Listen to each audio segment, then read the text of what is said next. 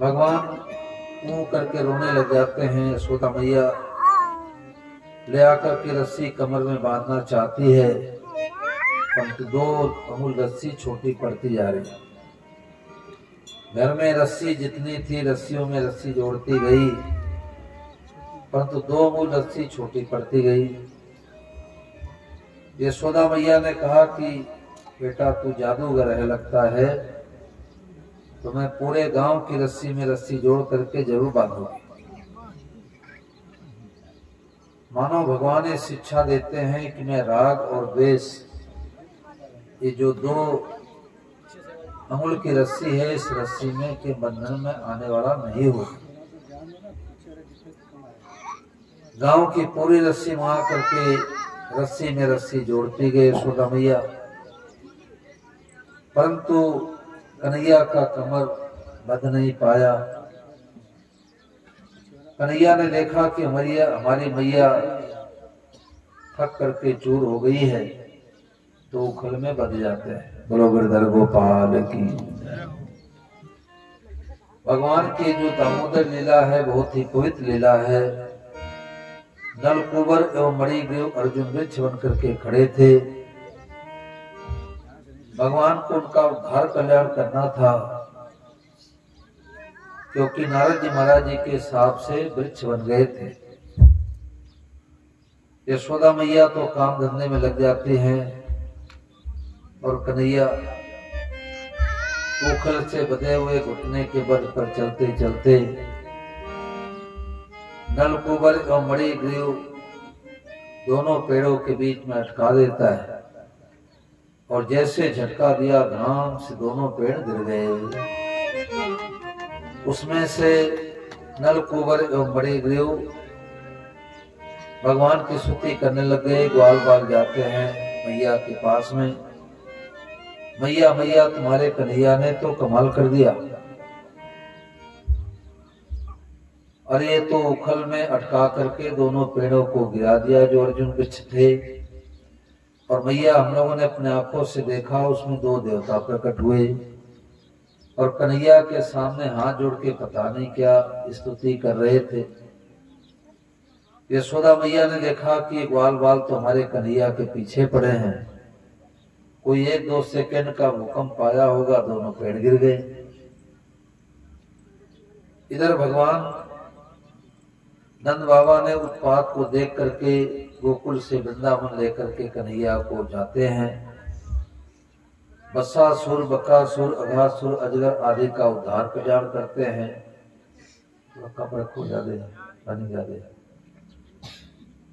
तो वहां पर भगवान गो चाण की लीला करते हैं। पुस्तक लाना तो गो अच्छा 2 पुस्तक, किसान का 3 किताबें हैं हमारे। तो भगवान नंगे पाव गोचारण की लीला करते हैं। बोलो गौ माता की। देखो भाई, गौ माता की बड़ी भारी महिमा है। गौ माता के सही में सारे देवी देवताओं का निवास, गोबर में साक्षात लक्ष्मी मैया का निवास, गोमूत्र में साक्षात गंगा मैया का निवास। जिसके घर में दरवाजे पर पवित्र गौ माता होती है, देसी गौ माता, देसी गौ माता का मतलब सिंग वाली, डील वाली गौ माता, उनके घर में भूत प्रेत नहीं आ सकते, उनके यहाँ कलयुग प्रवेश नहीं कर सकता, और घर में वास्तु दोष नहीं लगेगा। बोलो गौ माता की। तो अपने अपने घर में कम से कम 1 देसी गौ माता जरूर रखो। अमृत जैसा दूध मिलेगा, घर में शांति रहेगी। वृंदावन में श्री राम सेवाश्रम है, वहाँ स्वामी महाराज जी के एक साधक, बहुत अच्छे साधक श्री नौलाम जी महाराज, तो गोपाष्टमी के दिन सुना रहे थे। उन्होंने कहा कि गौ माता की कृपा से कोई दूसरे देश वाले आक्रमण करते हैं तो गौ माता के आशीर्वाद से वो निष्फल चले जाते हैं। तो इससे बात क्या सिद्ध हुई कि देसी गौ माता घर में रहेगी तो घर में कोई संकट आएगा तो टल जाएगा। कितनी बड़ी महिमा है गौ माता की। गौ माता की सेवा से लोक परलोक सब के सब सुधर जाते हैं। महाराज जी की 2 पुस्तक है, गौ रक्षा हमारा परम कर्तव्य, किसान और गाय, और एक पुस्तक और है जो मौजूद नहीं है, क्या नाम है, चमत्कार, गौ सेवा के चमत्कार की सत्य घटनाएं। उसमें लगभग 30-35 सत्य घटनाएं गीता प्रेस वालों ने लिखा है। एक सत्य घटना सुनाता हूं, ध्यान देकर सुनना। कुछ मुसलमान भाई दिल्ली में लूटपाट कर रहे थे, दंगा चल रहा था। तो जब शाम काल का समय हुआ तो जो मुखिया था उसने अपने साथियों को बुला के कहा कि देखो हम लोग सोना चांदी बहुत इकट्ठे कर लिए, पर तो कुछ खाने पीने को नहीं देते हो तो हमारे प्राण पखेरु उड़ जाएंगे। साथियों ने कहा कि बाजार तो सब बंद है, दुकानें सब बंद हैं, कहाँ से आटा दाल चावल लाऊं। फिर भी हम लोग कोशिश करते हैं। जैसे थोड़ी दूर पर गए, एक स्वस्थ गौ माता आती हुई दिखाई दी। अब जाति के मुसलमान गले में गमछा लपेट करके रस्सी लेकर के आए, मुखिया के सामने पटक दिए, चारों पैरों को बांध दिया। मुखिया को दया आ गई, कोई अल्लाह खुदा परमात्मा कृपा हो गई कि गाय मारी जाती है तो इसके पेट में बछड़ा बछड़ी वो भी मारे जाएंगे। तो उसने बहाना बनाया कि अच्छा ये बताओ कि नमक मिर्ची लायक नहीं लाए, लकड़ी माचिस लायक नहीं लाए, कच्चा मांस कैसे खाएंगे।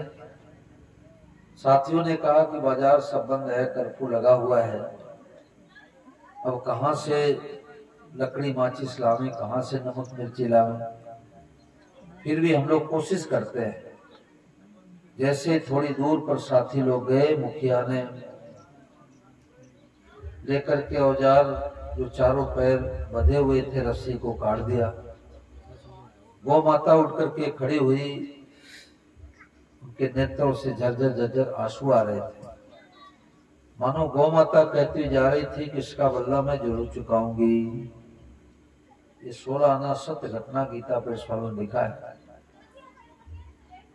तो सच्चाई का पता लगा करके गीता प्रेस छापती है पुस्तक।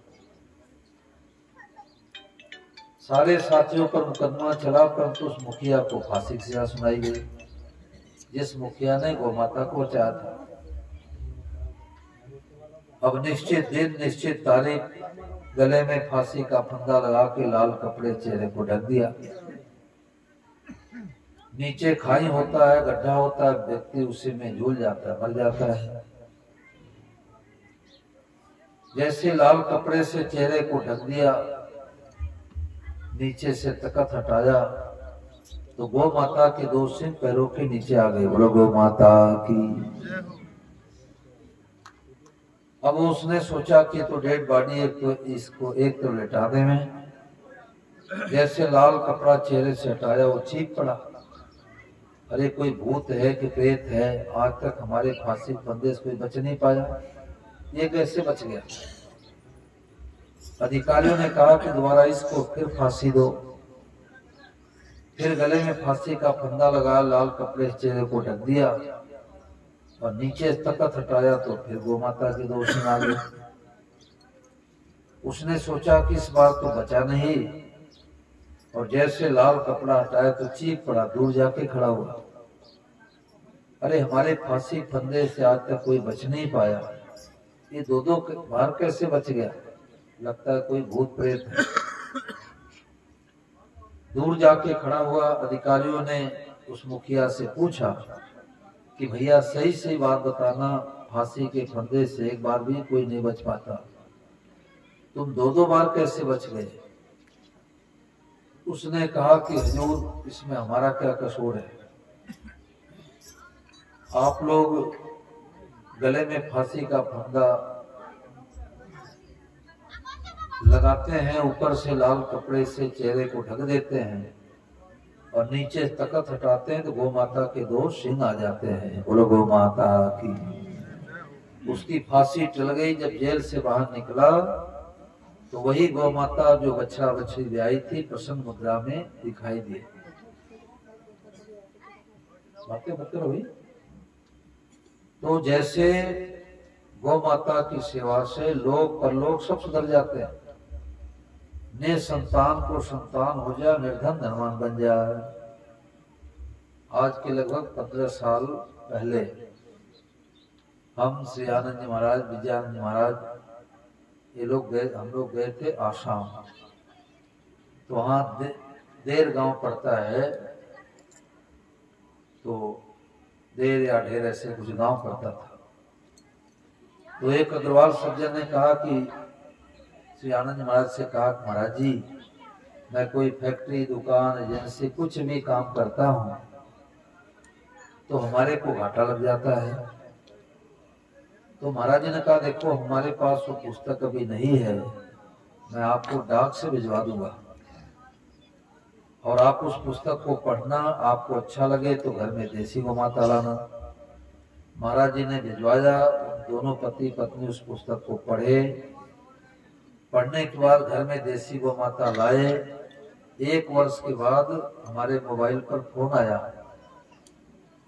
कि महाराज जी को बता देना कि हम लोग वो पुस्तक पढ़े, हम लोगों के अंदर भाव जम गया, घर में देसी गौ माता लाए, सेवा करते हैं, अमृत जैसा दूध तो मिलता ही है, परंतु हम जिस काम में हाथ लगा रहे हैं उसी में सफलता मिल रही है। बोलो गौ माता की। उन्होंने कहा कि यहाँ तक कि मैं गाड़ी लेकर के जाता हूँ तो कोई अप्रिय घटना घट जाती है। हम लोग गाड़ी में बैठ करके जा रहे थे, शीशा खुला हुआ था, एक चिड़िया आई, टकराई और अंदर आकर के मर गई। तो भाई गौ माता की सेवा मामूली बात नहीं है। अपने अपने घर में देसी गौ माता रखो।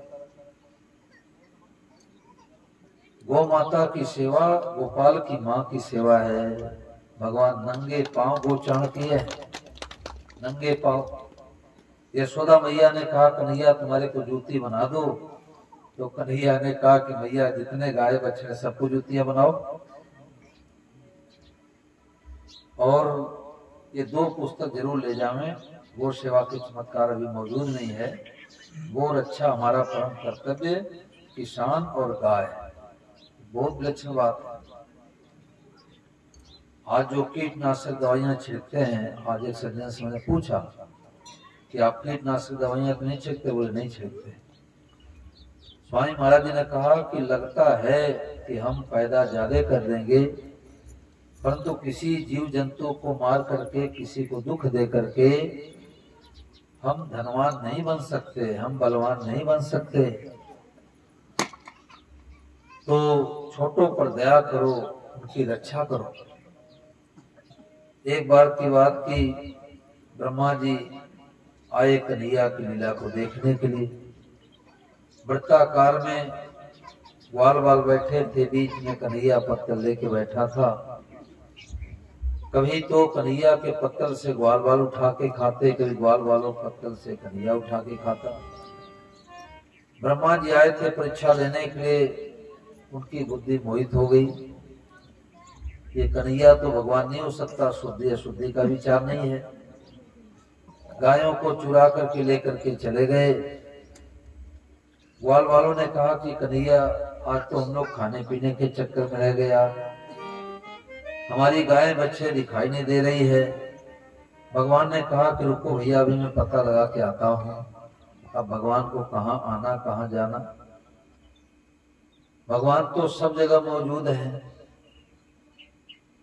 भगवान ने देखा कि अच्छा ये तो ब्रह्मा जी की करतूती है। कन्हैया गया उधर ढूंढने के लिए गौ गायों बछड़ों को, और इधर ग्वाल वालों को उठा के लेके चले गए।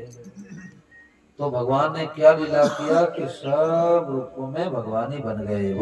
गोपाल जितने गाय, जितने बछड़े, जैसे उनके छड़ी, जैसे उनके पगड़ी, सब के सब वैसे उनका चाल ढाल स्वभाव सब भगवान बन गया। और 1 साल तक लीला चलती रही। ब्रह्मा जी ने देखा कि अब चले देखे क्या कन्हैया लीला कर रहा है। तो देख रहे कन्हैया वैसे ही वृत्ताकार में ग्वाल वालों के बीच में बैठ के और भोजन पा रहा है। ब्रह्मा जी स्तुति कर लगे कि महाराज आप लीला आप ही जानो। श्री सुखदेव जी महाराज कह लगे कि ग्वाल वालों ने कहा कि कन्हैया यमुना जी में खाली अनाग रहा करता है और उसका वध क्यों नहीं कर देता। कन्हैया ने कहा भैया समय आएगा तो ये भी हो जाएगा। एक दिन गायों बछड़ों को चराते चराते बिहार जंगल में पहुंच गया। यमुना जी के तट पर काली दह पर और फूलों का गेट बना करके खेलते खेलते गेंद को यमुना जी में डाल दिया। बोलो यमुना मैया की। और खुद भी पीछे से कूद गया। काली दह पर खेलन आयो रे मेरो छोटो सो कन्हैया। काली दह पर खेलन आयो रे मेरा छोटो सो कन्हैया। काली दह पर खेलन आयो रे मेरो छोटो सो कन्हैया। मेरो छोटो सो कन्हैया मेरो मारो सो कन्हैया। मेरो छोटो सो कन्हैया मेरो मारो सो कन्हैया। काली दह पर खेलन आयो रे मेरा छोटो सो कन्हैया। काली दह पर खेलन आयो रे मेरो छोटो सो कन्हैया। काहे की पट गेंद बनाई काहे की पट गेंद बनाई। काहे की पट गेंद बनाई काहे की पट गेंद बनाई। काहे को डंडो लायो रे मेरा छोटो सो कन्हैया। काहे को डंडो लायो रे मेरा छोटो सो कन्हैया। काली दह पर खेलन आयो रे मेरा बारो सो कन्हैया। काली दह पर खेलन आयो रे मेरा बारो सो कन्हैया। फूलन की पट गेंद बनाई फूलन की पट गेंद बनाई। फूलन की पट गेंद बनाई फूलन की पट गेंद बनाई। चंदन को डंडो लायो रे मेरा छोटो सो कन्हैया। चंदन को डंडो लायो रे मेरा छोटो सो कन्हैया। काली दह पर खेलन आयो रे मेरा बारो सो कन्हैया। काली दह पर खेलन आयो रे मेरा बारो उछलत गेंद गिरी यमुना में उछलत गेंद गिरी यमुना में उछलत गेंद गिरी यमुना। आगे दही के संग धायो रे मेरा छोटो सो कन्हैया। के दही के संग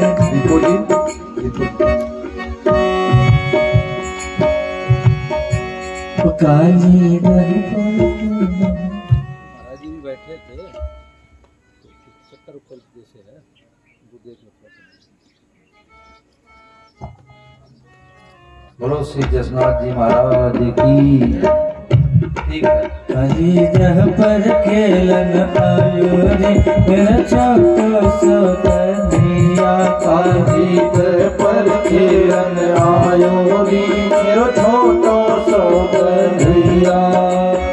उछलत गेंद गिरी यमुना में उछलत गेंद गिरी यमुना में। उछलत गेंद गिरी यमुना में उछलत गेंद गिरी यमुना में। दही आज गेंद के संग धायो रे मेरा छोटो सो कन्हैया।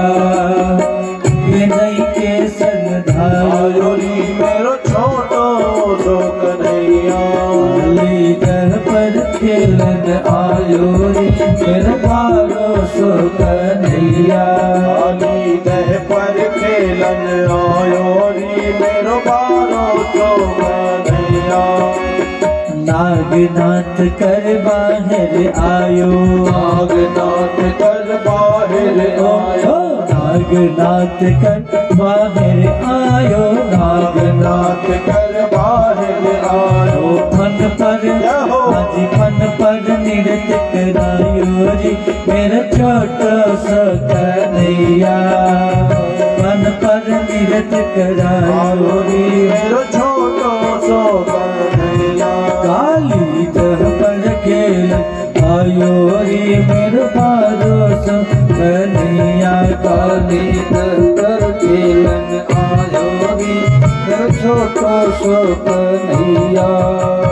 पुरुषोत्तम जब के हो पुरुषोत्तम प्रभु की छवि निरखे, पुरुषोत्तम प्रभु की छवि निरखे, पुरुषोत्तम प्रभु की छवि निरखे, पुरुषोत्तम प्रभु की छवि निरखे। चरण कमल चितलायो रे मेरा छोटो सो कन्हैया। चरण कमल चितलायो रे मेरो छोटो सो। काली दह पर खेलन आयो रे मेरा बारो सो कन्हैया। काली दह पर खेलन आयो रे मेरा छोटो सो कन्हैया। मेरो बारो सो कन्हैया, मेरो छोटो सो कन्हैया। बोलो श्री जसनाथ जी महाराज की जय हो। आज की आनंद की जय हो। श्री सुखदेव जी महाराज कहने लगे कि भगवान यमुना जी में कूद जाते हैं। जैसे यशोदा मैया को पता लगा, नंद बाबा को पता लगा, यशोदा मैया तो बेहोश हो जाती हैं। नंद बाबा जाते हैं, कहने लगे कन्हैया तू बाहर आ जा, तुम्हारे को ढेर सारे गेद में पकड़ा दूंगा। भगवान को तो कालिया नाग का मर्दन करना था। भगवान जैसे बैलों को नाथा जाता है, 101 सिरों को नाथ देते हैं और उसके सिर पर खड़े होकर के नृत्य करने लग जाते हैं। ब्रोगरधर गोपाल की। जब उसके मुख से खून निकलने लग गया तो समझ गया कि तो नर नहीं साक्षात नारायण है। श्री सुखदेव जी महाराज कहने लगे कि भगवान जब मोर मुकुट धारण करके वैजंती का माला पहन करके पीतांबर वेश में जब वृंदावन में विचरण करते हैं तो वृंदावन वैकुंठ से भी सुंदर लगने लग गया। जब बांसुरी बजाते हैं तो संत महात्मा ऋषि मुनि ग्वाल बाल गोपियां सब के सब मुक्त हो जाते हैं। भगवान चीरहरण की लीला करते हैं। नंद बाबा की ब्रज कुमारियां प्रातः यमुना जी में स्नान करती हैं, कपड़े बाहर रख देती हैं। भगवान ने देखा कि जल के अधिष्ठान देवता वरुण जी का अपमान होता है। जल के अधिष्ठान देवता वरुण जी महाराज जी का अपमान न हो, इसलिए शिक्षा देने के लिए उनके कपड़ों को लेके कदम के डाल पर चढ़ जाते हैं कि जलाशय में नग्न स्नान नहीं करना है। जो नहीं समझ पाते उत्तर वितर किया करते हैं, परंतु भगवान के हर लीला में कोई न कोई रहस्य छिपा होता है। इधर जो है श्री सुखदेव जी महाराज कहने लगे कि एक दिन की बात, ग्वाल वालों के साथ में कन्हैया खूब दूर निकल गया। उस दिन मैया से कलेवा भी लेकर के नहीं गए थे। ग्वाल वालों ने कहा कन्हैया आज तो लगता है भूखा ही रहना पड़ेगा।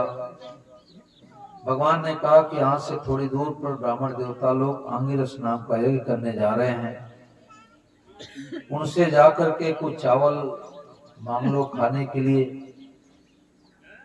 ग्वाल बाल जाते हैं, ब्राह्मणों से कहते हैं, परंतु ब्राह्मणों ने ना कहा ना हाँ किया। भगवान को तो दिखाना था कि मैं सूखे यज्ञ से राजी नहीं होता। दीन दुखियों की सेवा करो, अनाथों की सेवा करो, गरीबों की सेवा करो। ग्वाल बाल आके कहने लगे कन्हैया आज तो लगता है भूखा ही रहना पड़ेगा, एक मुट्ठी चावल भी खाने को ब्राह्मण देवता लोग नहीं दिए। श्री सुखदेव महाराज कहने लगे कि कन्हैया कहने गया कि जाओ इस बार ब्राह्मण पत्नियों के पास जाओ। जब गोपियां जाती थी दूध दही छाछ देने के लिए, तो ब्राह्मणों के घर में उनके पत्नियों को बैठा करके भगवान की कथा सुनाती थी। तो भगवान की कथा सुनने से अंतःकरण शुद्ध हो जाता है, पवित्र हो जाता है। जैसे ही ब्राह्मण पत्नियों ने सुना कि भगवान कृष्ण पधारे हैं, भूखे हैं, सुंदर सुंदर मेवा पकवान बना करके लेकर के जाते हैं, पुष्प से स्वागत करते हैं और भगवान को बढ़िया बढ़िया भोजन करवाते हैं। देखो भगवान तो सारी दुनिया को भोजन कराते हैं, परंतु भगवान को भोजन कराते हैं भगवान के भगत। देने के भाव से भगवान को भूख लगती है, प्यास लगती है, सर्दी लगती है, गर्मी लगती है। एक बार रुक्मिणी मैया के अंदर संदेह हुआ कि हमारे पति देव भगवान कृष्ण सारी दुनिया को भोजन कराते हैं, क्या ये सच्ची बात है क्या? तो पूजा पाठ के उपरांत उन्होंने एक चींटी को डिब्बी में बंद कर दिया। दोपहर के जब 1 बज गए, 2 बज गए, 3 बज गए, तो हाथ जोड़ करके भगवान से कहा कि प्रभु मैंने सुना कि आप सारी दुनिया को भोजन कराते हो, क्या बात सच्ची है? तो भगवान ने कहा कि हाँ रुक्मिणी, तुम्हारे को संदेह क्यों हो रहा है? जिनके भाग्य में था मैंने सबको अन्न पहुंचा दिया। अब जो थाली में जूठा छोड़ते हैं उनको तो भूखा ही रहना पड़ेगा। खाओ भले मन भर, छोड़ो नहीं कण भर। अन्नपूर्णा माता का अपमान होता है, इसलिए जो भी वस्तुएं खाने की है जितना आप खा सकते उतना रखो, बाकी पहले निकाल दो। कितनी बड़ी मूर्खता है कि पहले तो ले लेते हैं फिर छोड़ देते हैं, भूखे रहना पड़ेगा। तो भगवान ने कहा कि जिनके भाग्य में था मैंने सबको पहुंचा दिया। अब भाग्य में नहीं है तो डॉक्टर साहब कह देते हैं कि दाल का जूस पियो, रोटी भी नहीं खा सकते। खूब मिठाइयाँ खा लिए, अब बिना जो है चीनी का चाय पियो। बोलो गिरधर गोपाल की। चीनी का स्टॉक खत्म हो गया। खूब मिर्ची मसाला खा लिए, अब मिर्ची खाते ही तबीयत गड़बड़ी हो जाएगी तबीयत में। तो भगवान ने कहा कि हमने सबको पहुंचा दिया। रुक्मिणी मैया ने क्या किया कि वो डिब्बी लेकर के आई। देखो महाराज, सुबह 7 बजे हमने ये चींटी को डिब्बी में बंद कर दिया और आप कह रहे हो कि मैं सारी दुनिया को सबको भोजन पहुंचा दिया। कीड़ी से लेके हाथी तक सबको भोजन पहुंचा दिया। भगवान ने कहा कि रुक्मिणी उस डिब्बी को ला करके खोलो, और जब डिब्बी को खोला तो चींटी चावल खा रही थी। बोलो गिरधर गोपाल की। अब रुक्मिणी मैया के को संदेह हुआ कि महाराज मैं तो सुबह में चींटी को बंद कर दी थी डिब्बी में, ये 2 चावल कहाँ से आए? भगवान ने कहा कि जीव सोचता है बाद में, उसके पहले हमको पता लग जाता है। आजकल तो मोबाइल बता देती है कि बारिश होने वाली है।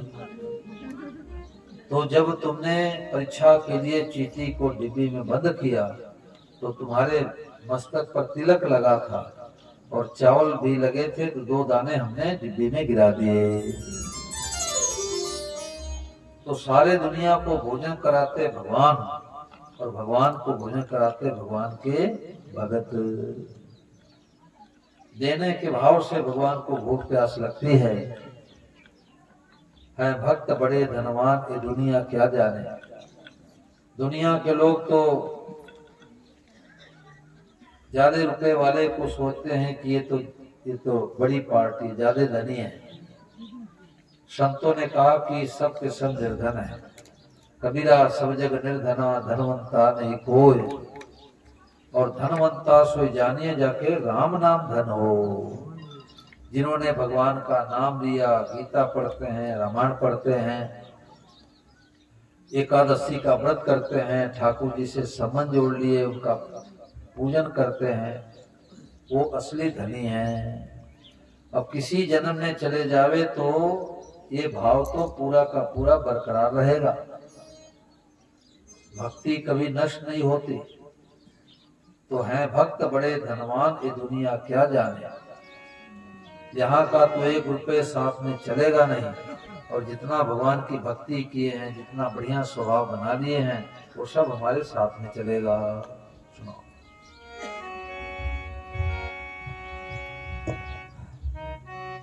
भक्त बड़े धनवान, ये दुनिया क्या जाने।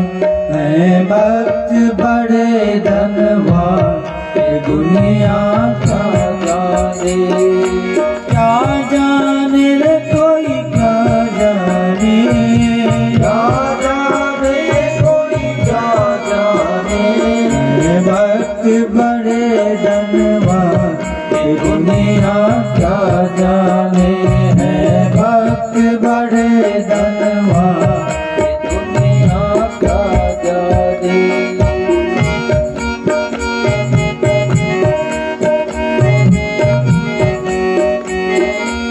भक्त प्रभु की करे दलाली, बाहर से दिखते हैं काले। भक्त प्रभु की करे दलाली, बाहर से दिखते हैं काले। बाहर से दिखते हैं खाली, बाहर से दिखते हैं खाली। अंदर गुणों की खान, ये दुनिया क्या जाने। आज अंदर गुणों की खान, ये दुनिया क्या जाने। भक्त बड़े धनवान, ये दुनिया क्या जाने। भक्त बड़े धनवान, ये दुनिया क्या जाने। अपने प्रभु से लाड़ लड़ाते, प्रभु को खिला पिला के सुलाते। अपने प्रभु से लाड़ लड़ाते, प्रभु को खिला पिला के सुलाते। प्रभु को खिला पिला के सुलाते। प्रभु को खिला पिला के सुलाते। प्रभु को खिला पिला के सुलाते। रखते प्रभु का ध्यान, ये दुनिया क्या जाने। आज रखते प्रभु का ध्यान, ये दुनिया क्या जाने। भक्त बड़े धनवान, ये दुनिया क्या जाने। भक्त बड़े धनवान, ये दुनिया क्या जाने। प्रभु से संबंध, प्रभु से सबका संबंध जुड़ावे, कुसंगत से हमें बचावे। प्रभु से सबका संबंध जुड़ावे, कुसंगत से हमें बचावे। कुसंगत से हमें बचावे। कुसंगत से हमें बचावे। हृदय के बड़े महान, ये दुनिया क्या जाने। आज हृदय के बड़े महान, दुनिया क्या जाने। भक्त बड़े धनवान, दुनिया क्या जाने। भक्त बड़े धनवान, दुनिया क्या जाने। क्या जाने रे कोई क्या जाने। क्या जाने कोई क्या जाने।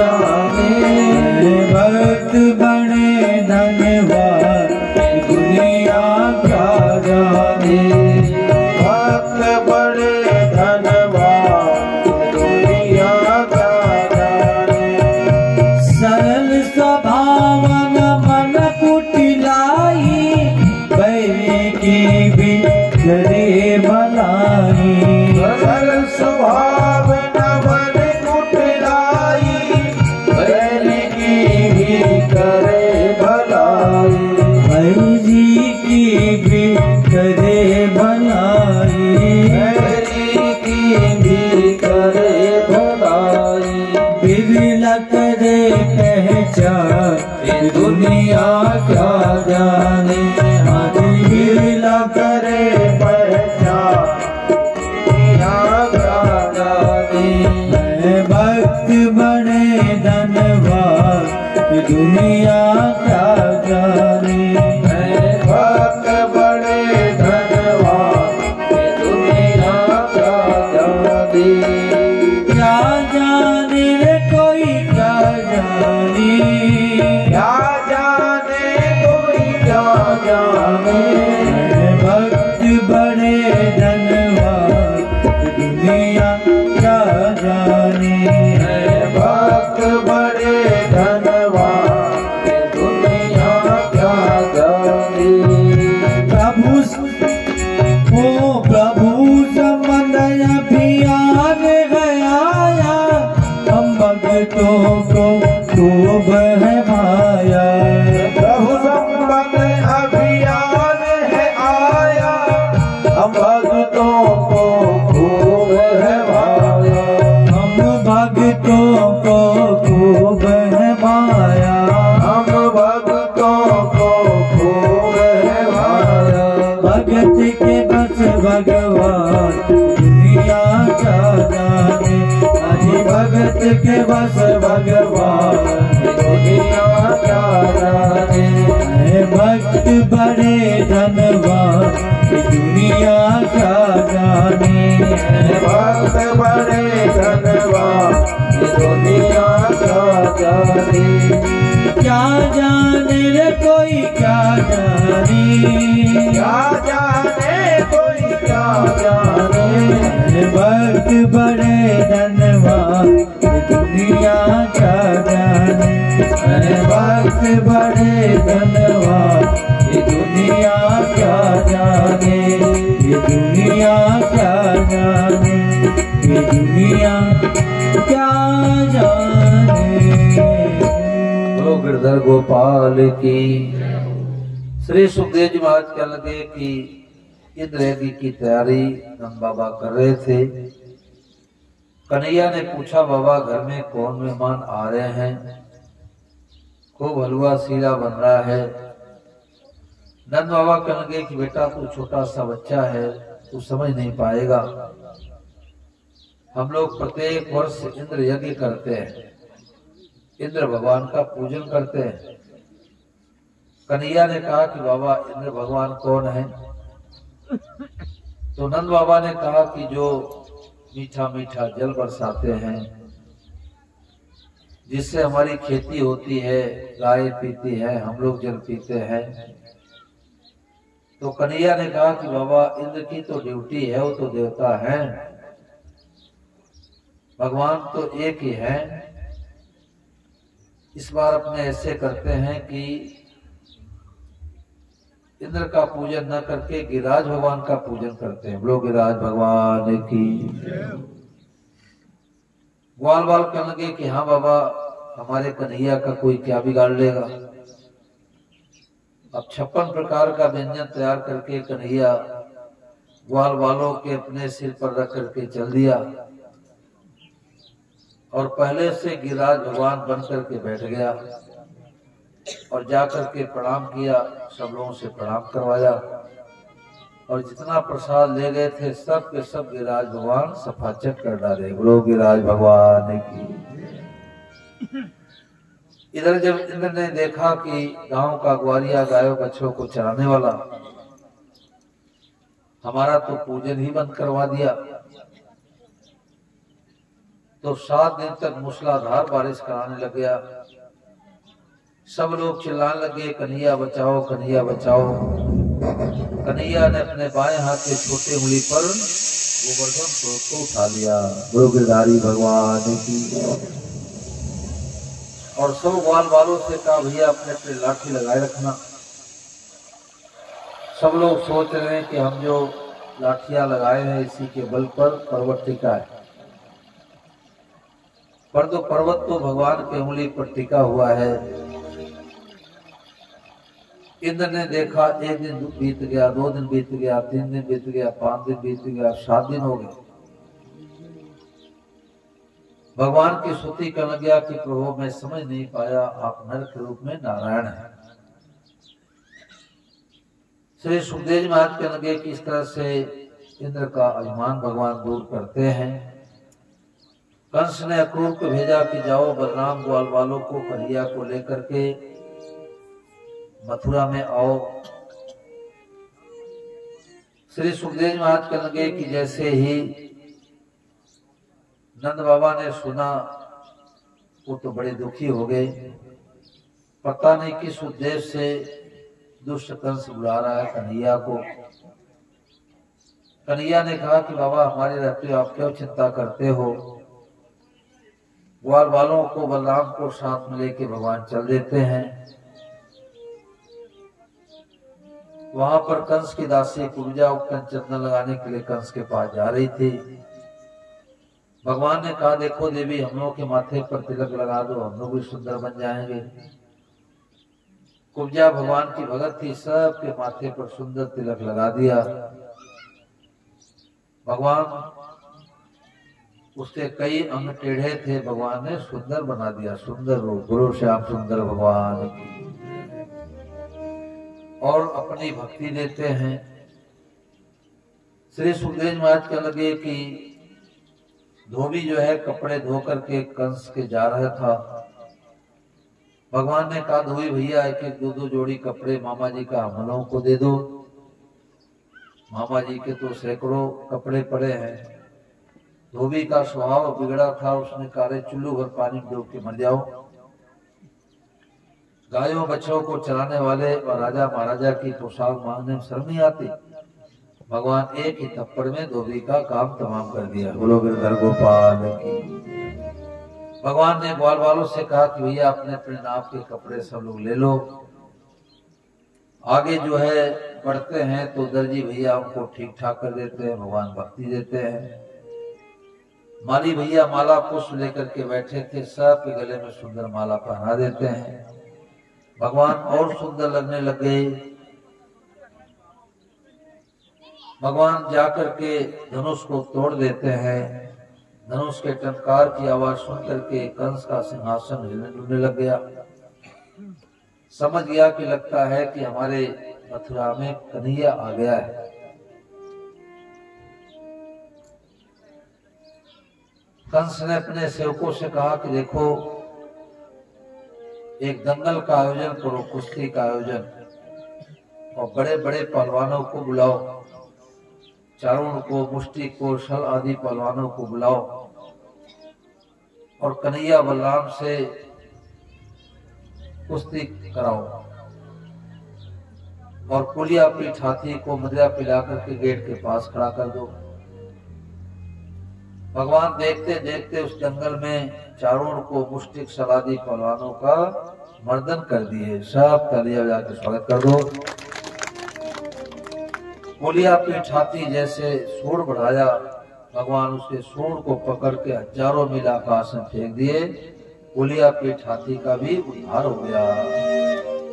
भगवान किसी को मारते नहीं, भगवान जिसको मारते वो तर जाते हैं, उनकी मुक्ति हो जाती है।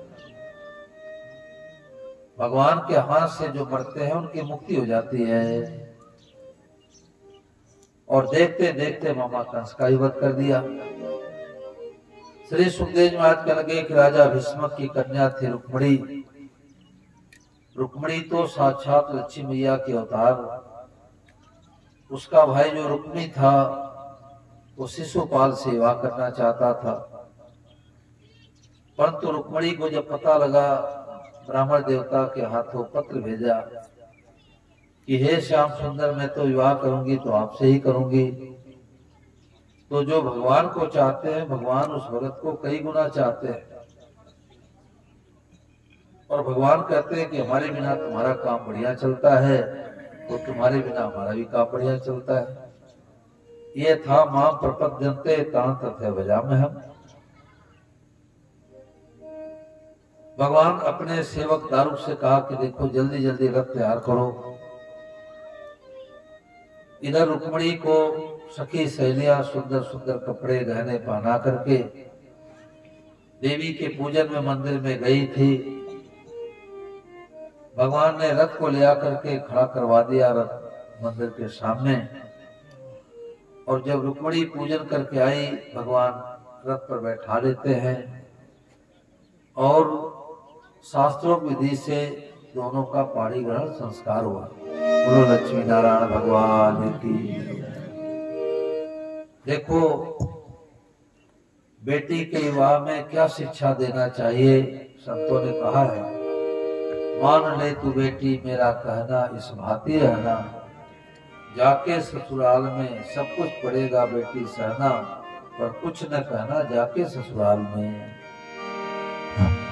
मान ले तू बेटी मेरा कहना, इस भांति रहना, जाके ससुराल में। मान ले तू बेटी मेरा कहना, इस भांति रहना, जाके ससुराल। सुख दुख भी बेटी तुम सहना, पर कुछ न कहना, जाके ससुराल में। सुख दुख भी बेटी तुम सहना, पर कुछ न कहना, जाके ससुराल में।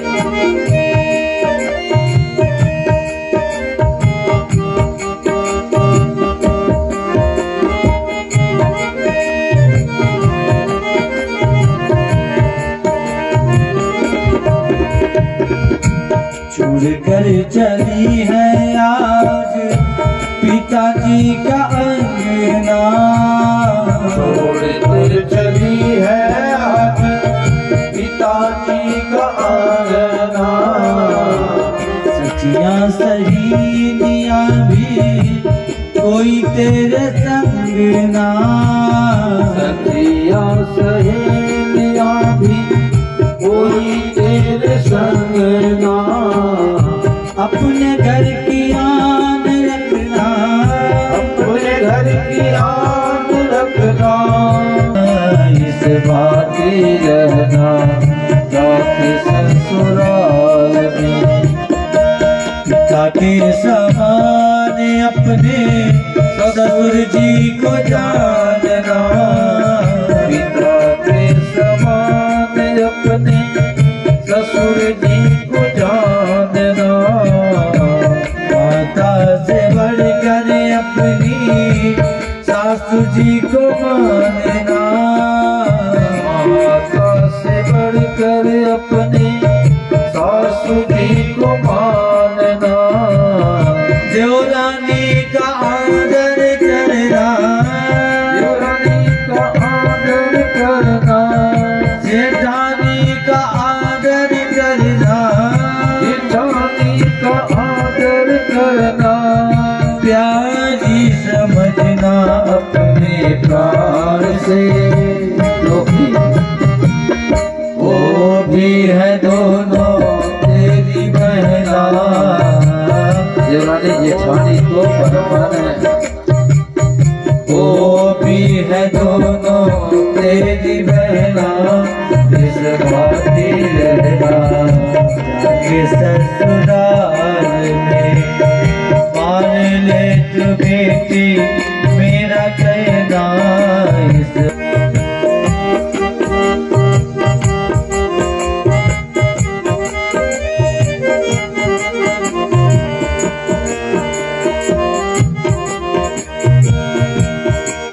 कभी सास तेरी कड़वे बोल बोलेगी, कभी कभी सास तेरी कड़वे बोल बोलेगी।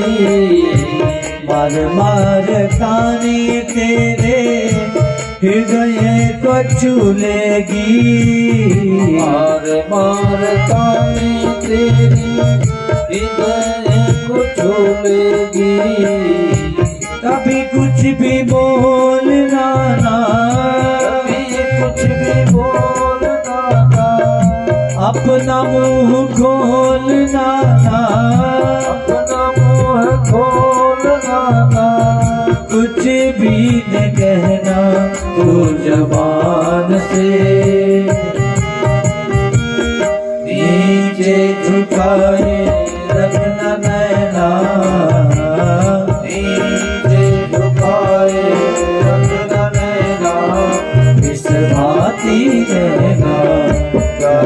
ससुराल में मान ले तू बेटी मेरा कहना इस बाकी रहना जाके ससुराल में।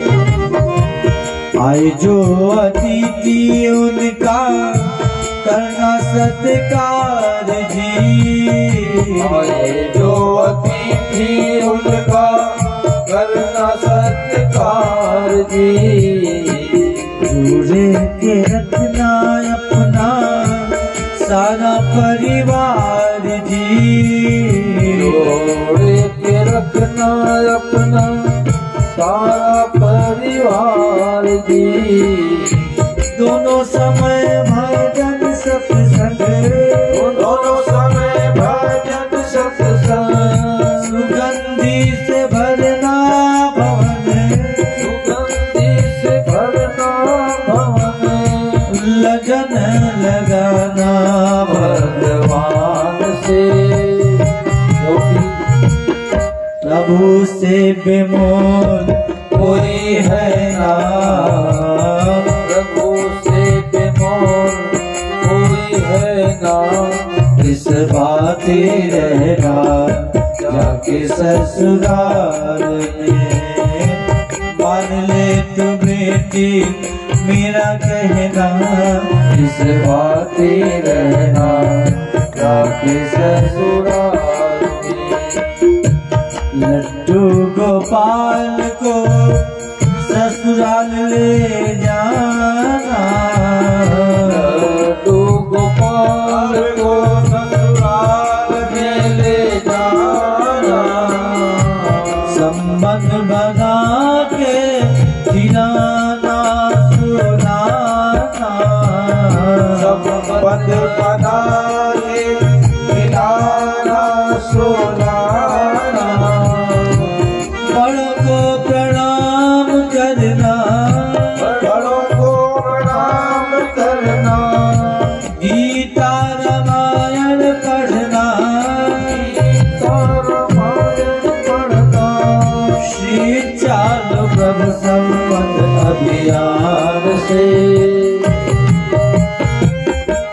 इससे सरल साधन कोई है ना। इस बात रहना जाके ससुराल में। इससे सरल साधन कोई है ना। इस बात रहना जाके ससुराल में। मान ले तू बेटी मेरा कहना इस बात रहना जाके ससुराल में। जाके ससुराल में, जाके ससुराल में। बोलो गिरधर गोपाल की जय हो। ये बालिका लड्डू पाल आज ली है क्या? अच्छा, तो गोपाल भाई है, ठीक है। बोलो गिरधर गोपाल की। डायरी में नोट कर लेना आज की तिथि, तारीख, और उसके बाद 1 साल बाद गोपाल का जन्मोत्सव मनाओ। रोजाना स्नान करा कर पहले अपने स्नान करो, फिर गोपाल को स्नान कराओ। पहले गोपाल को दूध पियो, फिर अपने दूध पियो। पहले गोपाल को भोग लगाओ, फिर अपने पाओ। रात्रि में ठाकुर जी को भोग लगा के फिर अपने भोजन करो। अपने सोने के लिए जाते हैं, पहले गोपाल को सुलाओ। मामा जी के घर पर जाओ तो गोपाल मामा जी के घर पर जाएगा। बोलो गिरधर गोपाल की। तो ये 24 घंटे का भजन हो गया। श्री सुखदेव जी महाराज कहने लगे कि इस तरह से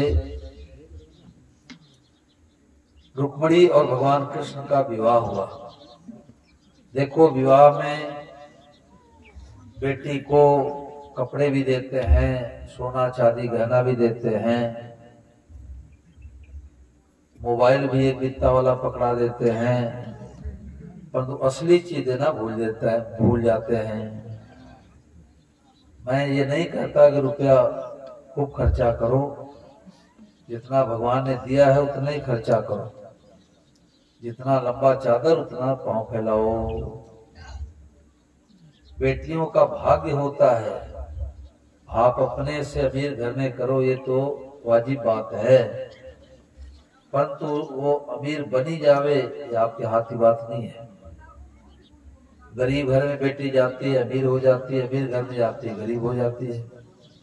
उसका भाग्य नसीब हाथ की रेखा अलग है। फिर भी अपने से बड़े में, अपने से धनवान में, अपने से योग्यता वाले के घर में विवाह करो तो लड्डू गोपाल जरूर बेटी को दो। जितनी बेटियां बैठी हैं माता पिता को याद ही दिला देना भाई कि महाराज जी ने कथा में सुनाया था कि लड्डू गोपाल जरूर दो। सास थोड़ी कड़ी मिजाज वाली होगी तो गोपाल कान पकड़ के सासू को भी ठीक कर देगा। गोपाल इसको सब करने आता है, लाद दे लदवा दे, लदवाने वाला साथ दे। देखो हरियाणा में एक बालिका का विवाह हुआ तो उसके पिताजी बोले कि महाराज विवाह में आप भी आना।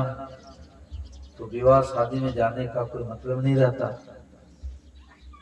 तो मैंने उनको कहा कि देखो बेटी को एक तो लड्डू गोपाल दिलाओ और विवाह के कार्ड में लिखवा दो कि आप भी सादर आमंत्रित हैं शुभ विवाह में और आपके लड्डू गोपाल भी सादर आमंत्रित हैं। कोई नेता कोई इधर उधर को बुलाते हैं तो जिस कथा में, जिस सत्संग में, जिस विवाह शादी में ठाकुर जी आ जाएंगे तो कहना ही क्या है। तो उन्होंने ऐसे ही किया, बेटी को बहुत सुंदर लड्डू गोपाल दिलाए।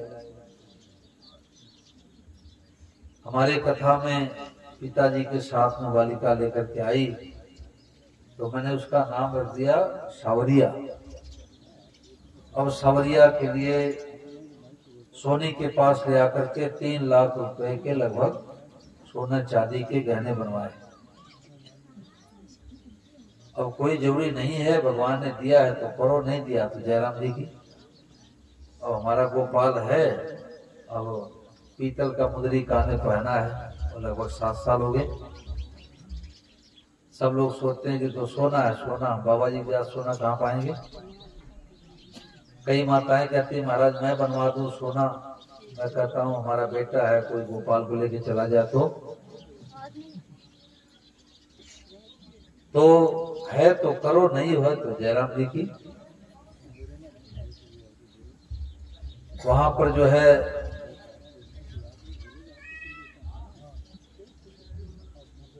कथा हो रही थी एक जगह नेपाल में। तो एक बहन आई घर की बहू, तो उसने कहा महाराज जी मैं अपने गोपाल को कुंडल पहनाती हूँ और जब देखो तो फेंक देता है, जब देखो तो फेंक देता है, ऐसा क्यों करता है। तुमने कहा हमें क्या पता भैया आपका गोपाल कुंडल क्यों निकाल के फेंक देता, हमें क्या पता।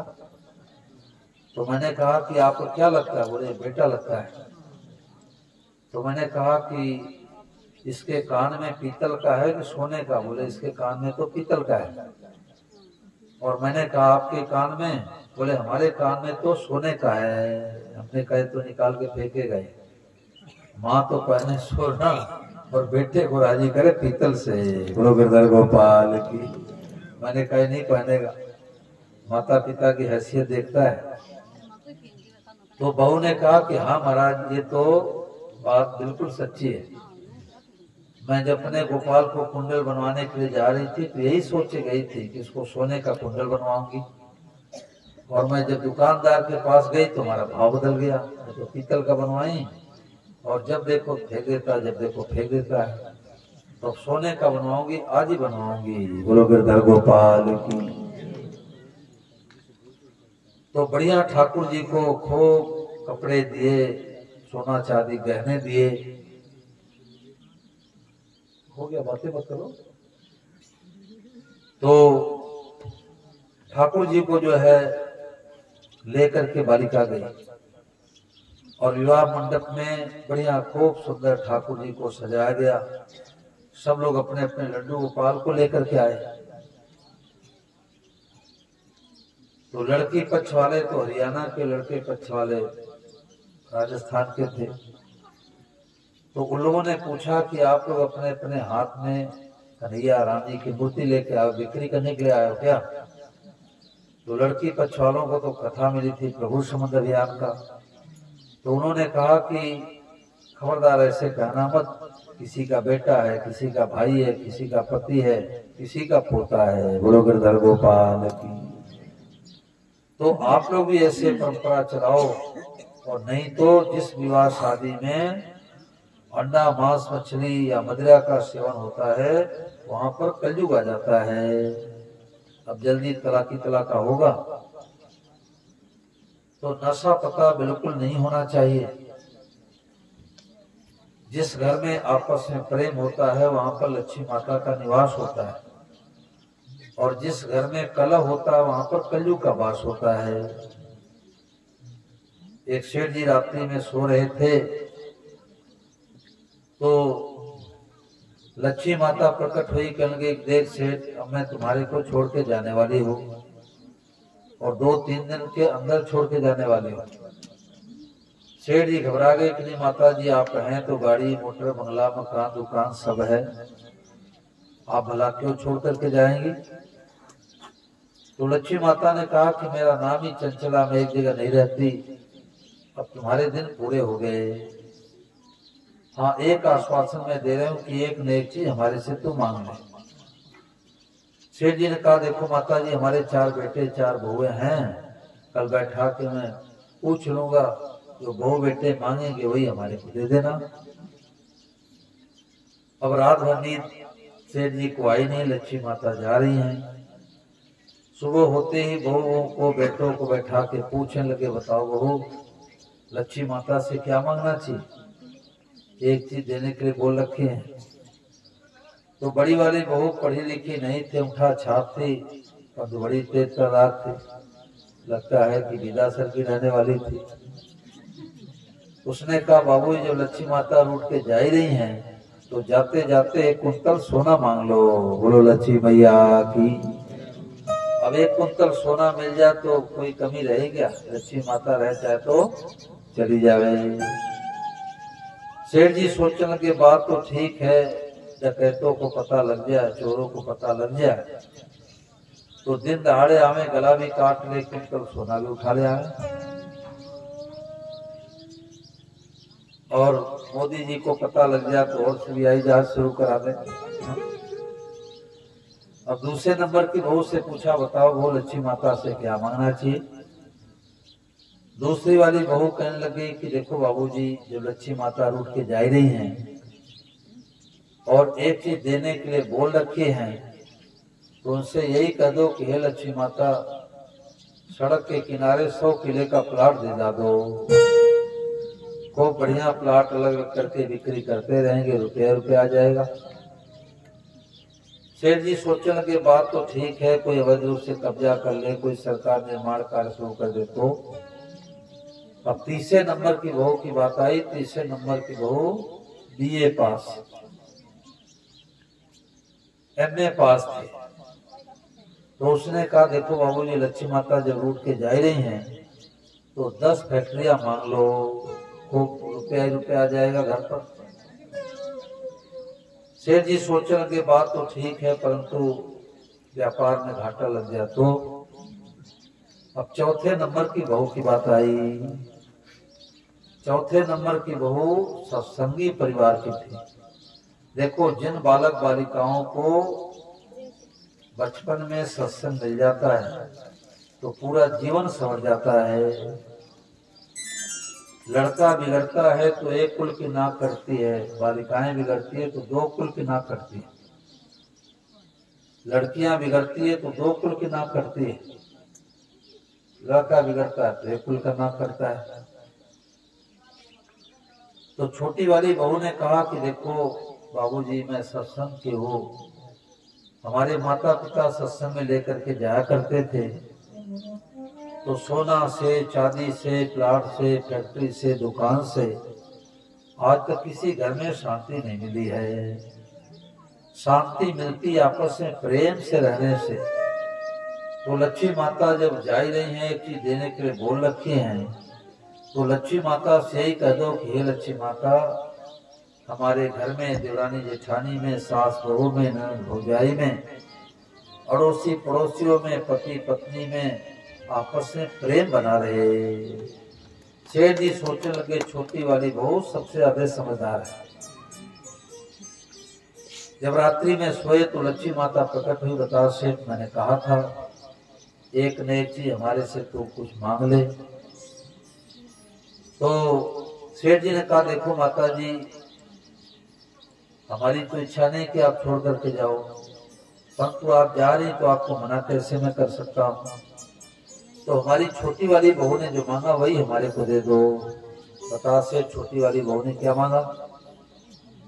तो सेठ जी ने कहा कि हमारी छोटी वाली बहू ने कहा कि हे लक्ष्मी माता, हमारे घर में, देवरानी जेठानी में, सास बहू में, ननद भौजाई में, पति पत्नी में आपस में प्रेम बना रहे।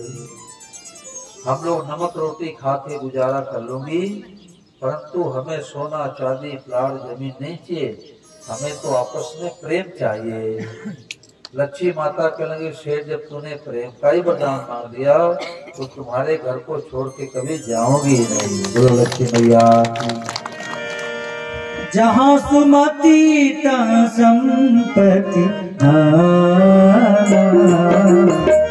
जहाँ कुमति तहाँ विपत्ति निधान, जहाँ कुमति तहाँ विपत्ति निधान। जाओ घर में बात करके आओ, बैठ जाओ, या तो बैठो, घर में जाओ बात करके आओ, ये तरीका नहीं, जाओ।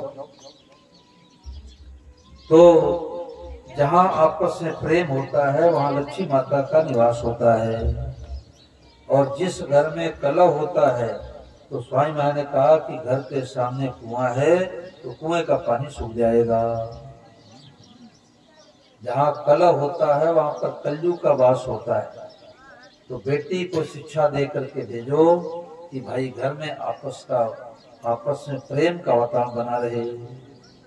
प्रेम होता है स्वार्थ अभिमान का त्याग करने से, और खटपट होती है स्वार्थ अभिमान रखने से। दो भाई आपस में बड़े प्रेम से रहा करते थे। तो छोटा भाई अपने पत्नी को यही समझाता कि देखो हमारे बड़े भैया राम जी के समान हैं, भाभी सीता के समान है, खट करके तुम परिश्रम करो, आराम पहुंचाओ। दोनों भाइयों में देवरानी जेठानी कभी तू मैं नहीं होता था। अड़ोसी पड़ोसी कहते भाई इनके घर में कभी खटपट नहीं होती। दिन बीतता गया। एक दिन की बात, बड़ा भाई थैला लिया, साग सब्जी लेने के लिए बाजार गया। जब साग सब्जी खरीद लिया तो उसको बात याद आ गई कि हमारा बेटा है, हमारे भाई का बेटा है। तो बिस्कुट, टॉफी, नमकीन आदि कुछ लेके चलता ही हो। गर्मी का समय था, 2 किलो पके आम ले लिया। घर पर आया, पत्नी से कहा लो जी साग सब्जी तैयारी करो भोजन की। अब इतने में दोनों बच्चे आ गए। पिताजी क्या लाए, बड़े पिताजी क्या लाए, दाएं बाएं आके खड़े हो गए। तो बड़े भाई ने अपने पत्नी से कहा कि देखो जी उसमें 2 किलो आम लाया हूँ, 2 आम हमारे को पकड़ा दो। दोनों बच्चों को एक आम हाथ में देता हूँ। अब दाएं तरफ तो उसका बेटा खड़ा था, बाएं तरफ भाई का बेटा खड़ा था। तो जब पत्नी ने आम पकड़ाया तो दाएं तरफ जो उसका बेटा खड़ा था, उधर वाले हाथ में जो आम था वो छोटा था, और भाई का बेटा जो खड़ा था उधर वाले हाथ का आम बड़ा था। अब बड़े भाई के अंदर थोड़ा सा पक्षपात आ गया, हाथ को ऐसे न करके हाथ को कैंची बना दिया। गुरु गिरधर गोपाल अपने बेटे के हाथ में बड़ा आम पकड़ा दिया, भाई के बेटे के हाथ में छोटा आम पकड़ा दिया। उसका भाई पीछे छत पर टल रहा था। जैसे उसने देखा उसका तो हृदय फट गया।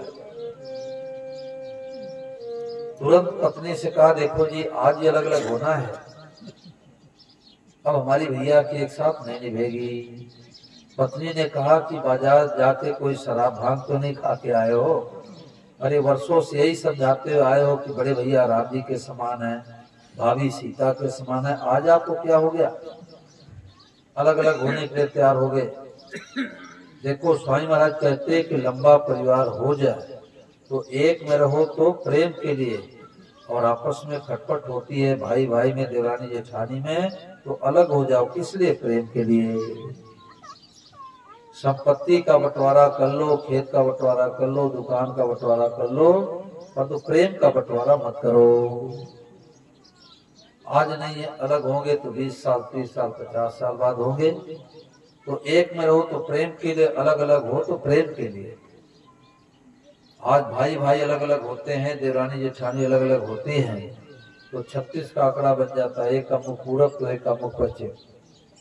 उनके बेटा बेटी विवाह में सम्मिलित नहीं होते, उनके बेटा बेटी विवाह में सम्मिलित नहीं होते।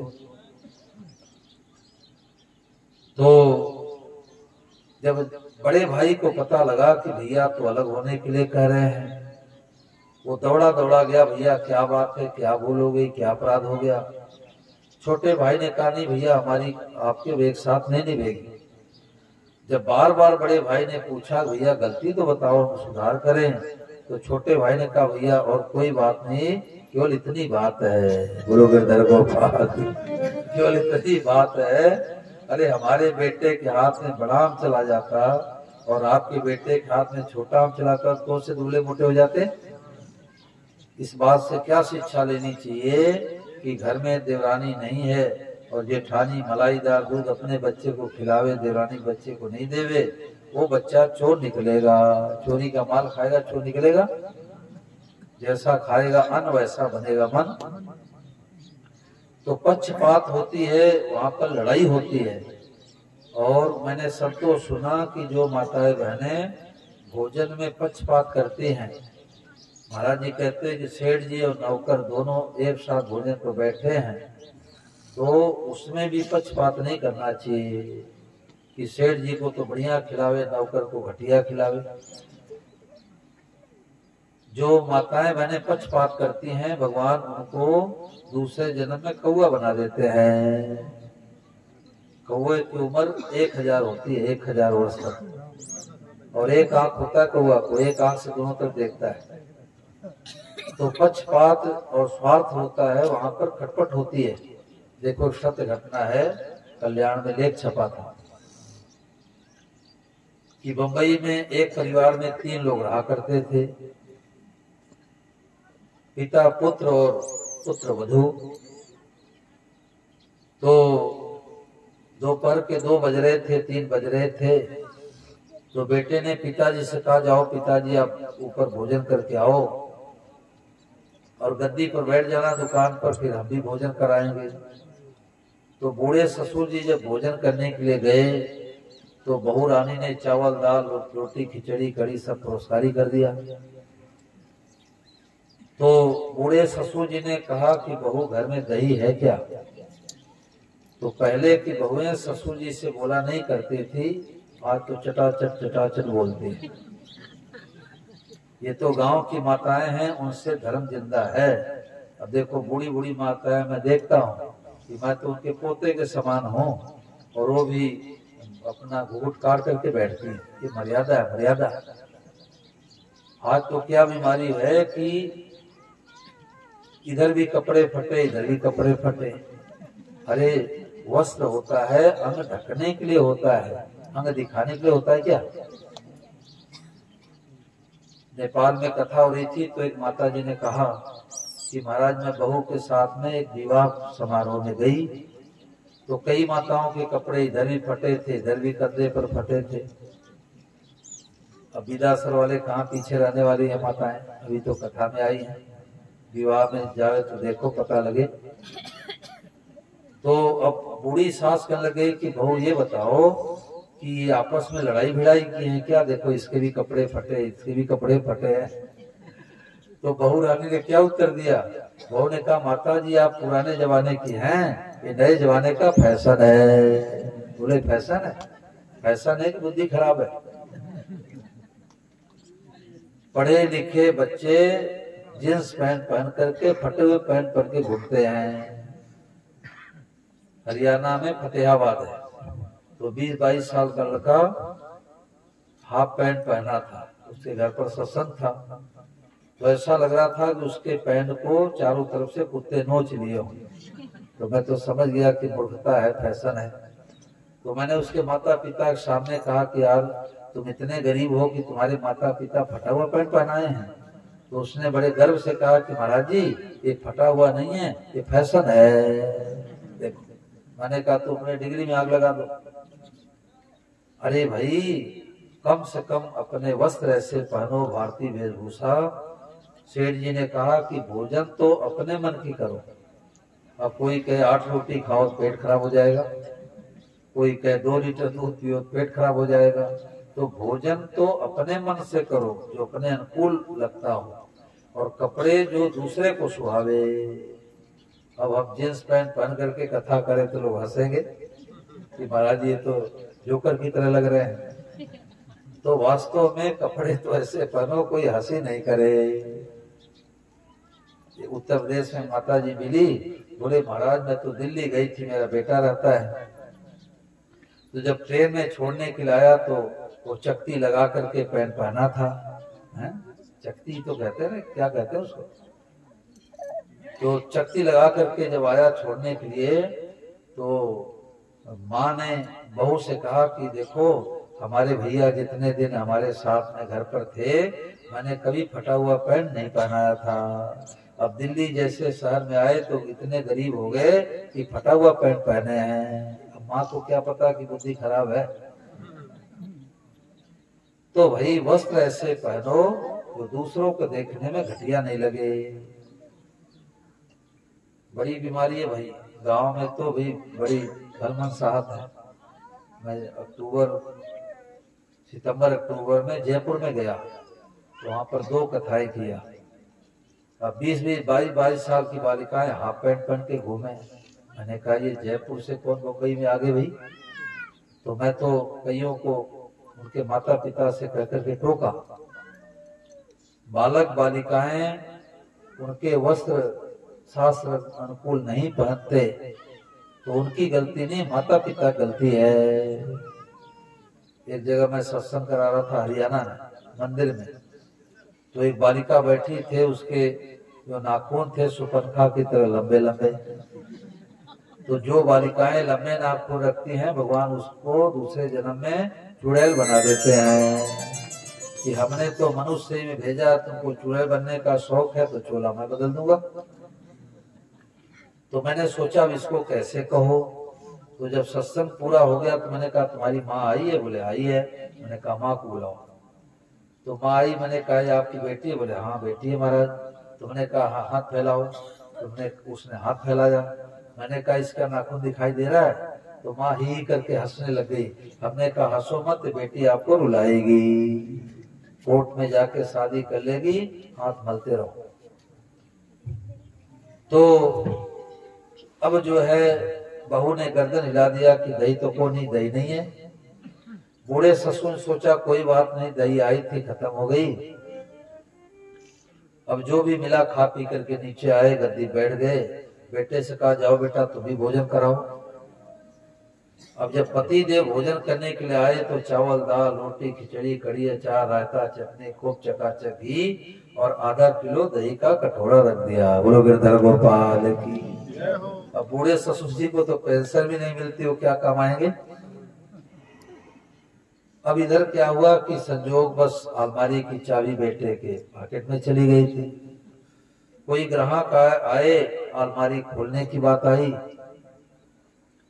तो पिताजी ने सोचा नहीं बेटे को बुलाता हूँ तो जूठा आंख लेकर के आएगा, भोजन में बैठा है तो क्यों नहीं मैं चल करके उसके पॉकेट से चाबी निकाल लेता हूँ।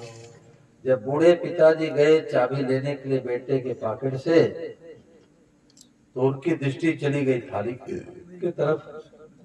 थाली की तरफ दृष्टि गई कि अरे बहू ने हमारे को 100 ग्राम भी नहीं दिया और अपने पति के लिए आधा किलो दही का कटोरा भर के रख दिया। बूढ़े ससुर जी के हृदय में आग लग गई। वो मन में सोचने लगे कि भोजन या तो माँ करा सकती है या पत्नी करा सकती है। तो हमारे माँ तो है नहीं, पत्नी है नहीं, अब मैं दूसरा विवाह करूंगा। बोलो गिरधर गोपाल की। कल्याण में लेख छपा था, सत्य घटना है ये। अब 60 साल की उम्र में बूढ़े ससुर जी बंबई से आए मध्य प्रदेश। सेठ जी पैसे वाले थे, तो पैसे दे करके विवाह कर लिए। 3 महीने के बाद बेटे को फोन किया, बेटा मैं अमुक ट्रेन से आ रहा हूँ, कार लेकर के बांद्रा स्टेशन आ जाना। अब बेटा बहुत राजी हुआ कि चलो, पिताजी कम से कम 3 महीने के बाद राजी होकर आ तो रहे हैं। परंतु पिताजी ने कहा कि S5 कोच में 21-22 नंबर सीट मेरी है। तो पिताजी गए थे अकेले, तो अकेले कैसे आ रहे हैं? और उसको क्या पता कि माताजी भी साथ में आ रही। अब उस डिब्बे में गया तो पिताजी के पास बहुत सारे टैची, बहुत सारे थैले। कुछ पिताजी ले लिए, कुछ माताजी अपना अर्श पर लटका ली, कुछ बेटा ले लिया। तो जब नीचे उतरा तो उसने देख रहा कि ये हमारे पिताजी के पीछे पीछे माताजी भी चल रही है। हमारी बुआ नहीं, मौसी नहीं, चाची नहीं, काकी नहीं, ताई नहीं, माताजी कौन है? तो उसने अपने मन को समझाया, भाई तुम्हारे से ख्याल ना देना, ये तो स्टेशन है, स्टेशन पर तो आना जाना लगा रहता है। तो जब कार में पिताजी बैठे तो बगल माताजी बैठ गई। वो तो बैठेगी, रागनी है, पत्नी है।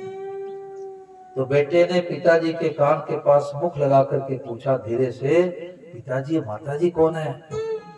ये कोई बुआ नहीं, मौसी नहीं, चाची नहीं, काकी नहीं, ताई नहीं, माताजी कौन है? तो बूढ़े पिताजी को तो गुस्सा भरा था, उन्होंने कुछ नहीं कहा। तो फिर जोर से बेटे ने कान के पास मुंह लगा के कहा कि पिताजी ये माताजी कौन है? हमारी कोई बुआ, मौसी, चाची, काकी, ताई तो है नहीं, माताजी कौन है? आपके साथ में आई, आपके बगल बैठ गई। अब बूढ़े ससुर जी का गुस्सा फूट गया। उन्होंने कहा, बेटा दही का कटोरा है, दही का कटोरा। तो भाई अब चुरू वाली जितनी बहुएं बैठी है सब सावधान हो जाना। हाँ, पति को दो चाहे मत दो, पति को भी दो, पर तो बूढ़े सास ससुर जी को जरूर देना। हाँ? उत्तर प्रदेश में हम और विजय महाराज थे, तो महाराज जी ने बातें सुनाई। तो 7-8 साल की उम्र की बच्ची थी, वो अपने घर पर गई। उसने अपने माँ से कहा, मम्मी मम्मी दादाजी भोजन बैठा करे तो उनको दही जरूर दिया करो, नहीं वो भी दही का कटोरा लेके आ जाएंगे। यहाँ की बहुएं तो बड़ी समझदार हैं, पर तो कहने का तात्पर्य कि जहाँ पर पक्षपात होता है वहाँ लड़ाई होती है। और बूढ़े सास ससुर का आदर करो, सम्मान करो। बूढ़े सास ससुर साक्षात तीर्थ है, उनका आशीर्वाद मिलेगा तो आप फलेंगे फूलेंगे। आज सास ससुर का आदर नहीं करते और बहुएं कहती मैं तो सास ससुर ने क्या किया है, तो टूटे फूटे मकान में रखे थे, हमारे पति देव ने देखो बढ़िया अप टू डेट मकान बना दिया। परंतु बहुएं भूल जाते हैं कि तुम्हारे सास ससुर रूपी वृक्ष के फल है तुम्हारे पति। अगर तुम्हारे सास ससुर नहीं होते तो पति कहाँ से आते? आकाश से टपक के आते क्या? सास बहू का रिश्ता माँ बेटी जैसा। देखो ये जो भजन आप लोगों को सुनाने के लिए जा रहे हैं, तो ये प्रभु श्रवण भजनावली के पेज संख्या 95 पर लिखा हुआ है। सिरसा में कथा हो रही थी और ये भजन सुनने के बाद, कथा के बाद मैंने देखा कि सास बहू गले मिलकर के रो रही थी। तो मैंने पूछा कि क्या बात है, तो सास कह रही कि हमारी बहू बहुत अच्छी है, और बहू कह रही हमारी सास बहुत अच्छी है। अरे बहू अच्छी नहीं भी होगी और अच्छी अच्छी कहते कहते अच्छी हो जाएगी, और बुरी है कहते कहते बुरी हो जाएगी। स्वामी महाराज कहते कि सासुओं को बहुओं को रखने नहीं आता। अब बेचारी साधारण परिवार की है, ज्यादा जो है मिठाइयाँ लड्डू लेकर के नहीं आई है, तो पड़ोसी को साथ दिखाती, देखो हमारे इतने जान पहचान, इतनी लंबी चौड़ी ढानियों में लोग रहते हैं और थोड़ा सा फल मीठा लेके आई है, लड्डू लेकर के आई है, पिताजी बड़े कंजूस हैं, मैं किसको दूं किसको नहीं दूं। तो बेचारी के वो दुख होता है कि हमारे पिताजी पास धन होता तो आज ये ताना सुनने को नहीं मिलता। तो महाराज जी ने कहा कि चतुर सास रहती है, वो क्या करती है, बाजार से और मिठाई फल मंगा के और मिला के कहते लो हमारे बहू के यहाँ से आया है गुरु गोपाल। अब वो बहू जीवन भर के लिए सास की गुलाम हो जाएगी। हमारे को ऐसे मिली है, सासुएं मिली है कि बहुएं ससुराल पीहर में जाती हैं तो फोन करती, माता जी आपके बिना हमारा मन नहीं लग रहा है। तो सास बहू का रिश्ता माँ बेटी जैसा।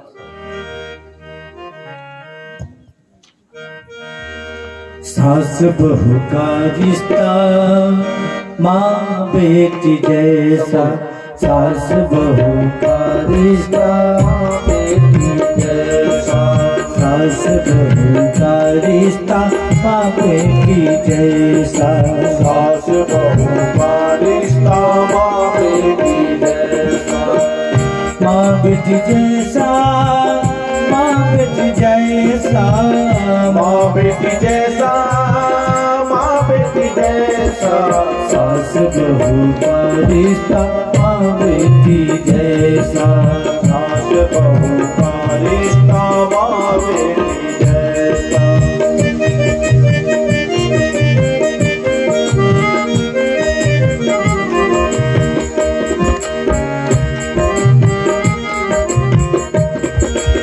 सास नहीं होती तो पति कहाँ से आते, सास नहीं होती तो पति कहाँ से आते, प्यारी नहीं लगती सास पति है सुहाते, प्यारी नहीं लगती सास पति है सुहाते, सास का अनादर, सास का अनादर तो पति आदर कैसा, सास का रिश्ता माँ बेटी जैसा, माँ बेटी जैसा, माँ बेटी जैसा, माँ बेटी जैसा, माँ बेटी जैसा, सास बहू का रिश्ता माँ बेटी जैसा, सास बहू का रिश्ता माँ बेटी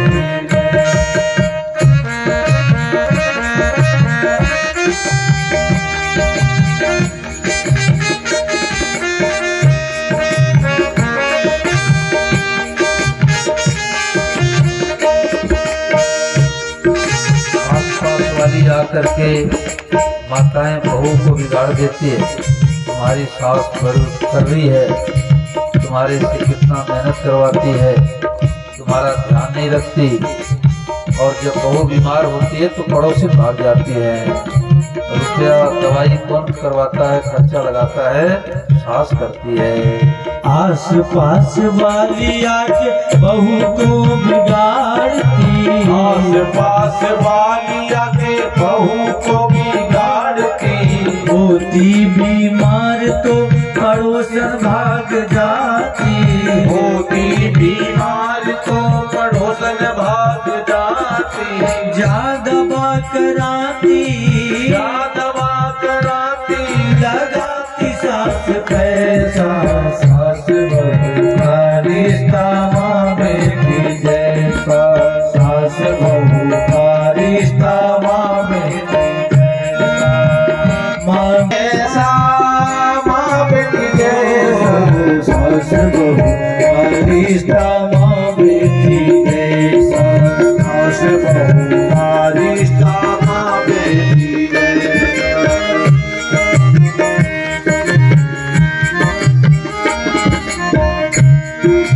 मात पिता सास ससुर इनका ऋण काफी, मात पिता सास ससुर इनका ऋण काफी, बात मानो सेवा करो ऋण होगा माफी, बात मानो सेवा करो ऋण होगा माफी, बड़े हो प्रसन्न घर, बड़े हो प्रसन्न घर घर होगा स्वर्ग जैसा, सास बहू का रिश्ता माँ बेटी जैसा, सास बहू का रिश्ता माँ बेटी जैसा, माँ बेटी जैसा, माँ बेटी जैसा,